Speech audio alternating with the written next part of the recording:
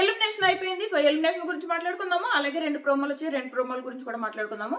So ఈ వారం house నుంచి యష్మి అఫీషియల్ గా ఎలిమినేట్ అయిపోయింది. ఇది మాత్రం 100% కన్ఫర్మ్. సో యష్మి ఎలిమినేట్ అవడం పైన మీ ఒపీనియన్ ఏంటన్నది ఖచ్చితంగా కామెంట్ చేయండి. ఎలిమినేట్ అయ్యే ముందు కూడా యష్మి కోటింగ్ చేసే పంపారు, అదే సంచాలక్ కోసం.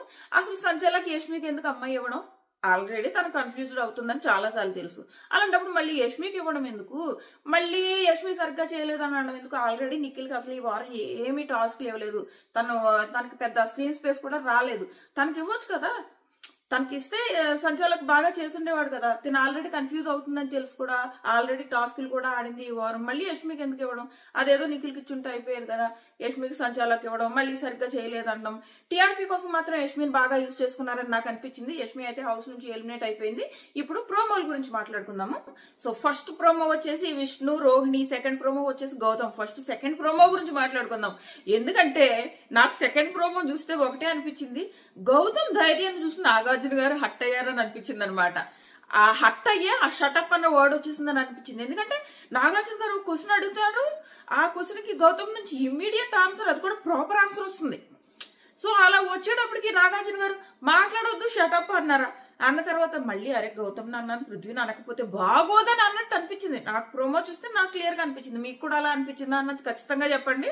ఎందుకంటే గౌతమ్ని కాబట్టి షటప్ అన్నారు, గౌతమ్ ప్లేస్ లో వేరే వాళ్ళు ఉంటే అన్నారు. ఎందుకంటే గౌతమ్ నాగార్జున గారి ఏదైతే మాట్లాడుతున్నప్పుడు గౌతమ్ నుంచి వచ్చే ఆన్సర్స్ మామూలుగా లేవు, చాలా స్ట్రాంగ్ గా ఉన్నాయి. ఒకటి, రోహిణితో నువ్వు వాడింది గ్రూపిజం కాదా అంటే, సార్ ఒకసారి ఆడితే గ్రూపిజమా సార్? ఎప్పుడు ఒకరిని సపోర్ట్ చేస్తే గ్రూపిజమా సార్? అది మామూలు ఆన్సర్ కాదు కదా. సో ఆ గౌతమ్ ఆ ధైర్యంగా నాగార్జున గారికి ఆన్సర్ చెప్పడం, అసలు ఆ ఇంప్రూవ్మెంట్ చూడు గౌతమ్ లో 1 year లో వచ్చిన ఇంప్రూవ్మెంట్ మామూలుగా లేదు అసలు. ఆ మెచ్యూరిటీ కానీ గౌతమ్ లో ఓ రేంజ్ లో ఉంది అసలు. అందుకే విన్నర్ మెటీరియల్ అయ్యి టాప్ 2 లో ఉన్నాడు ఇప్పుడు. ఆ మెచ్యూరిటీ అసలు 1 year లో ఈ రేంజ్ మెచ్యూరిటీ మాత్రం గ్రేట్. నాగార్జున గారికి చాలా గట్స్ తో ఆన్సర్ చెప్తున్నాడు. అదొకటిను. ఇంకొకటి ఏంటి, వైల్డ్ కార్డ్స్ వెళ్ళిపోవాలని అనుకోవడం తప్ప, తరిమేయాలని అనుకోవడం తప్ప అంటే, ఏమో సార్ వాళ్ళ దృష్టిలో కాదేమో, నా దృష్టిలో తప్పే సార్. ప్రాపర్ గా తను ఏమనుకున్నాడు అన్నది వణుకుపోకుండా నాగార్జున గారి ముందు చెప్పడం, నాగార్జున గారికి ఏదో తన క్వశ్చన్ కి మధ్యలో అడ్డు పెట్టేస్తున్నట్టు అలా అనిపించి హట్ అయ్యారేమో అని అనిపించింది నాకు. నాగార్జున గారు ఏంటి ఈడు చిన్నపిల్లడు నన్ను ఇలాగే రివర్స్ లో ఆన్సర్ ఇస్తున్నాడు అన్నట్టు అని అనిపించింది అనమాట నాకు. వెంటనే షటప్ అనేసారు. షటప్ అన్న వెంటనే అరే షటప్ అన్నాను, పృథ్వీని మాత్రం ఏమంటలేదు, తను కూడా ఇంటర్ఫియర్ అయ్యాడు కదా అన్నట్టు. పృథ్వీ నువ్వు కూడా అంతే, నువ్వు కూడా ఇంటర్ఫియర్ అవుతున్నావు అన్నారు. అది నిజంగా ఏదో గౌతమ్ షటప్ అన్నందుకు, పృథ్వీని ఏమనకపోతే బాగోదు కాబట్టి అన్నందుకు అని నాకు అనిపించింది. 2, ఈ మీదకి వెళ్ళిపోతావా అన్నది మాత్రం గౌతమ్ ఎవరు పృథ్వీని బాగానే అడిగారు. ఏం లేదు, పృథ్వీ జస్ట్ ఒక వర్డ్ పట్టుకుంటాడు, తన దగ్గర ఏమీ సమాధానం ఉండదు. జస్ట్ ఒక ఫస్ట్ నుంచి మనం చూస్తూ వస్తున్నదే ఆ ప్రొటెక్ట్ అన్న వర్డ్ పట్టుకున్నాడు. కానీ తను ప్రొటెక్ట్ చేయలేదా? చాలాసార్లు నామినేషన్స్ చేయకుండా ప్రొటెక్ట్ చేశాడు. మరి దాన్ని ప్రొటెక్టే అంటారు. ఆ టైంలో గౌతమ్కి ఆ విషయం చెప్పడం రాలేదు. కానీ ఆ ప్రొటెక్ట్ అన్న వాదం పట్టుకుని మీదకి వెళ్ళిపోవడం, ఏం పీకలేవా అంటే ఆ జుట్టు ఇక్కడ నుంచి కూడా పీకి చూపించవచ్చు, ఒక రాంగ్ ప్లేస్ నుంచి జుట్టు పీకి చూపించడము, అంతా వర్స్ట్ గానే బిహేవ్ చేశాడు.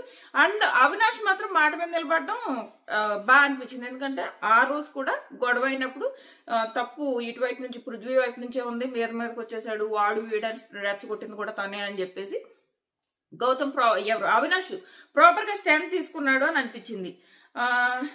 అడిగి మీదకి వెళ్ళి ఏం ప్రూవ్ చేయాలనుకుంటున్నావు అని చెప్పేసి. సో ఇది నెక్స్ట్ వచ్చేసి ఫస్ట్ ప్రోమో వచ్చేసి విష్ణు వర్సెస్ రోహిణి. ఇది మాత్రం నిజంగా చాలా చాలా అవసరం. యాక్చువల్ గా నిన్న రోహిణి విక్టరీ మామూలు విక్టరీ కాదు. ఆ విక్టరీ వల్ల, అది కూడా ఏదో చిన్న వాళ్ళ మీద గెలవడం వేరబ్బా, కానీ ఒక బలవంతుడి మీద గెలిచావు చూడు, అది కూడా నువ్వు చాలా బలహీనుడివి అని ఎవరైతే నిన్ను ఎత్తు పొడిచారో వాళ్ళ మీద గెలిచావు చూడు, దానివల్ల ఆ విక్టరీ చాలా పెద్ద విక్టరీ అయిపోయింది రోహిణిది. దానివల్ల తను ఏవైతే మాట్లాడిందో ఆ మాటలు ఫేడ్ అవుట్ అయిపోయి, కాబట్టి రోహిణి ఎంత బాగా ఆడింది కదా, ఇది ఫేడ్ అవుట్ అయిపోయింది కదా అని వదిలేస్తే కుదరదు. అండ్ ఓన్లీ రోహిణి తప్పులేదు, అక్కడ ఇద్దరిది తప్పుంది, విష్ణుది తప్పుంది, రోహిణిది తప్పుంది. ఎందుకంటే విష్ణు మట్టుకు విష్ణు అంటది క్యారెక్టర్ అన్న వర్డ్ యూజ్ చేసింది. కానీ విష్ణు క్యారెక్టర్ అన్న వర్డ్ యూజ్ చేయడానికి ముందే యువతల వైపు నుంచి ఏదైతే రోహిణి నుంచి పోకింగ్ వస్తుందో, ఆ పోకింగ్ లో జస్ట్ ఆ అమ్మాయి క్యారెక్టర్ అన్న వర్డ్ యూజ్ చేయలేదు. కానీ ఆ పోకింగ్ ఆల్మోస్ట్ అదే పోకింగ్ అక్కడ నుంచి రోహిణి చేస్తుంది. ఇది ఎవరు ఒప్పుకోకపోయినా నిజం. సో అక్కడ నుంచి ఆ పోకింగ్ వచ్చేటప్పటికి నీ క్యారెక్టర్ ఏంటి తెలుస్తుందని క్యారెక్టర్ అన్న వర్డ్ తను యూజ్ చేసింది. బట్ ఇద్దరు చేస్తున్నది సేమ్ తను ఫస్ట్ స్టార్ట్ చేసింది, విష్ణు రివర్స్ లో స్టార్ట్ చేసింది. ఆ వెంటనే ఏవైతే రోహిణి అన్నదో ఈ క్యారెక్టర్ కంటే పెద్ద వర్డ్స్ ప్లాన్, ఆ ప్లాన్ అన్న వర్డ్ ఈ క్యారెక్టర్ కంటే చాలా పెద్ద వర్డ్. ఎందుకంటే ఇప్పుడు ఏదైతే ప్లాన్ ఉందో ఆ ప్లాన్ కనుక నిజమైతే మొత్తం విష్ణు జర్నీ అబద్ధం. బిగ్ బాస్ హౌస్ లో ఏదైతే విష్ణు జర్నీ ఉందో మొత్తం అబద్ధం అయిపోయేది. కాబట్టి ఈ విషయం ఖచ్చితంగా వీకెండ్ తీసుకురావడం చాలా అవసరం. ఆ ప్లాన్ అనలేదని మనకు ప్రోమోని చూస్తుంటే తెలుస్తుంది. ప్లాన్ అని అనలేదంటే రోహిణి అన్నది అబద్ధమే.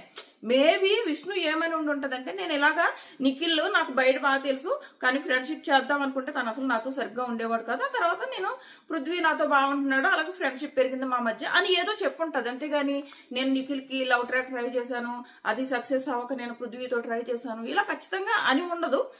ఎందుకంటే అని ఉంటే మనకు కనపడేది చూస్తున్నాం కదా 24/7 ఇప్పుడొకప్పుడు కనపడేది. సో ఆ ప్లాన్ వాడు ఖచ్చితంగా యూజ్ చేసి ఉండదు. తన ఉద్దేశం ఇలా అని ఉంటది. దాన్ని ప్లాన్ లా మార్చడం వల్ల మొత్తం విష్ణు జర్నీయే ఒక ఫేక్, ఒక అబద్ధం. అంటే లవ్ ట్రాక్లు నడపడం కోసమేనా హౌస్ లోకి వచ్చింది, అందుకేనా అంతమంది చెప్తున్నా వినట్లేదు, ఇలా ఒక విష్ణు జర్నీయే బిబి జర్నీయే ఒక పెద్ద అబద్ధం అయిపోయేది. సో ఈ విషయం కోసం ఖచ్చితంగా మాట్లాడాలి. ఫైనల్ గా ఈ విషయం అయితే క్లారిటీ వచ్చింది. ఈ విషయంలో ఒకళ్ళ తప్పు అని అయితే అనలేము, ఇద్దరిదే ఆల్మోస్ట్ ఈక్వల్ తప్పులు ఉన్నాయి. సో ఇది నా ఒపీనియన్. మన ఛానల్ సబ్స్క్రైబ్ చేసుకుని నోటిఫికేషన్ ఆన్ చేసుకోవడం మర్చిపోకండి. Tata bye.